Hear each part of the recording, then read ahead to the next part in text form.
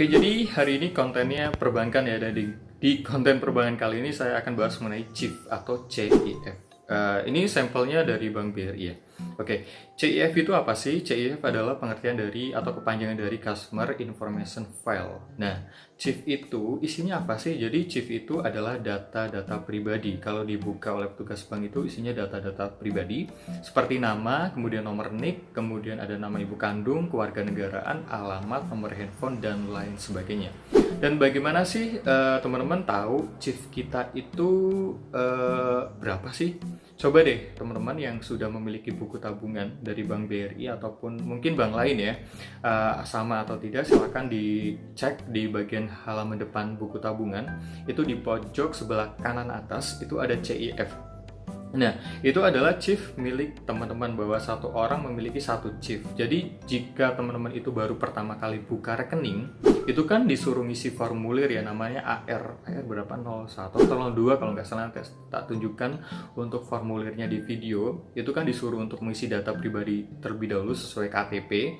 Kemudian setelah rekening itu jadi, tabungannya dicetak, di tabungan itu pasti ada CIF. Nah, CIF itu terdiri dari 7 digit kalau nggak salah.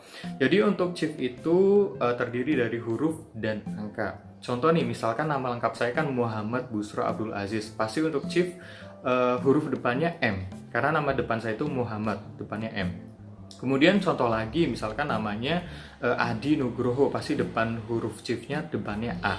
Atau Ani, misalkan depannya pasti A, seperti itu. Coba deh teman-teman cek buka buku tabungan, baik itu Simpedes atau Britama. Dan untuk CIF itu sendiri, itu kan berisi data-data pribadi ya, kayak nama dan lain sebagainya, nomor NIK, yang sudah saya jelaskan tadi.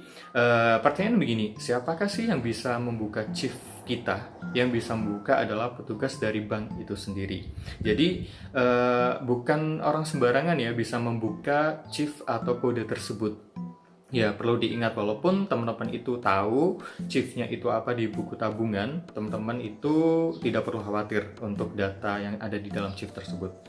Di buku tabungan pun itu ada data pribadi loh, tapi sebagian seperti kayak nama, kemudian nomor rekening, kemudian ada alamat, kemudian ada nomor NIK, dan ada nomor seri buku tabungan. Itu sebagian kecil data-data pribadi dari CIF yang ditunjukkan di cetakan buku tabungan.